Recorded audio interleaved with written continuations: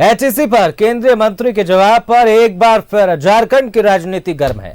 JMM और कांग्रेस ने केंद्र सरकार पर हमला बोला है और एचईसी को निजी हाथों में सौंपने की साजिश का आरोप लगाया है। तो दूसरी ओर बीजेपी ने कहा कि नवीनीकरण बंद कंपनी का होता है। देखिए इस रिपोर्ट में तमाम जानकारी। एचईसी पर फिर गरमाई झारखंड की सियासत। एचईसी पर केंद्रीय मंत्री के जवाब पर सवाल। जेएमएम और कांग्रेस का केंद्र सरकार पर हमला। एचईसी के मुद्दे पर फिर झारखंड की सियासत गर्म है।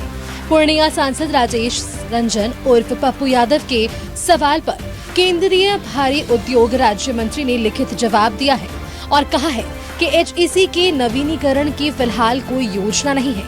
यही नहीं, कर्मियों के वेतन भुगतान के लिए एचईसी को खुद संसाधन जुटाने होंगे। केंद्रीय मंत्री के इस जवाब पर झारखंड की सियासत गर्म है। कांग्रेस और जेएमएम ने बीजेपी पर हमला बोला है और आरोप लगाए हैं कि एचईसी को निजी हाथों में सौंपने की केंद्र की साजिश है।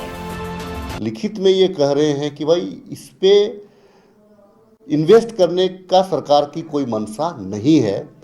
तो यहाँ के सांसद जो हैं, यहाँ के देश के रक्षा मंत्री भी हैं। रक्षा मंत्रालय को बहुत सारे उपकरणों का सहयोग मिला है एचईसी को, लेकिन आज उसी एचईसी का स्थिति देख लीजिए कि इसके पक्ष में बोलने के लिए भारतीय जनता पार्टी का कोई लीडरशिप तैयार नहीं है। तो इससे स्पष्ट है कि ये लोग एचईसी को बंद करना चाहते हैं। तो तमाम एचईसी परिसर को अपने किसी उद्योगपति मित्र के हाथों ये सौंपना चाहते हैं। वो उद्योगपति मित्र कौन हो सकता है, ये अंदाजा बखूबी हम सभी लोग लगा सकते हैं। तो साजिश तो वही नजर आती है। एचईसी को एक सुनियोजित तरीके से पिछले 10 सालों में पूरी तरह से बर्बाद कर दिया गया। एचईसी के कर्मियों और अधिकारियों को पिछले 25 से 29 महीने से सैलरी नहीं मिली है। ऐसे में केंद्रीय मंत्री के जवाब से कर्मियों में मायूसी है। एचईसी के कर्मचारी को 3 साल से वेतन नहीं मिला है और यहाँ के सप्लाई कर्मियों को ईएसआई का फैसिलिटी नहीं मिल रहा है। लगभग 6 कर्मचारी दम तोड़ दिए हैं। ये सारा सर अशोभनीय है और निंदनीय है।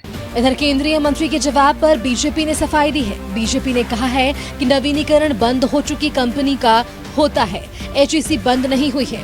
प्रतुल चारेर ने कहा कि एचईसी को कार्यादेश मिले, इसकी कोशिश की जा रही है।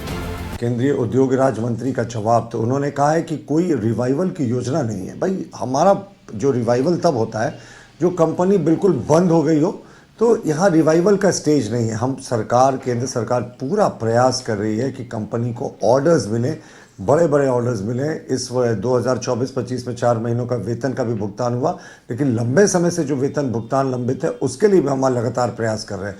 लेकिन 2004 से 2014 के बीच में रांची के ही सांसद केंद्रीय कैबिनेट में मंत्री थे। उस समय जो एचईसी को मिलने वाला ऑर्डर था बड़ा बड़ा प्राइवेट सेक्टर्स के, वो छीनकर प्राइवेट सेक्टर की कंपनियों को दे दिया गया। सरकारी ऑर्डर भी छीन लिया गया एचईसी से, सिर्फ कमीशन के खेल के कारण। तो उस समय केंद्रीय मंत्री ने क्या उठाया था, जो कांग्रेस के केंद्रीय मंत्री थे। तो ये जो दुर्व्यवस्था हुई है एचईसी की, इसके लिए यूपीए सरकार की गलत नीतियां जिम्मेवार हैं। एचईसी किसी भी हालत में बंद नहीं होगी। जो भी परेशानियां हो रही है उसका अतिशीघ्र निवारण होगा। पिछले दिनों रिवाइवल के लिए संसदीय कमेटी ने एचईसी से 1 महीने में विस्तृत रिपोर्ट मांगी थी, लेकिन अब केंद्रीय मंत्री के जवाब से जहां एचईसी कर्मियों में निराशा है, वहीं दूसरी ओर एक बार फिर इस पर सियासत गर्म है। न्यूज़ 11 भारत के लिए रांची से दीपक उरांव और नौशाद कादरी की रिपोर्ट।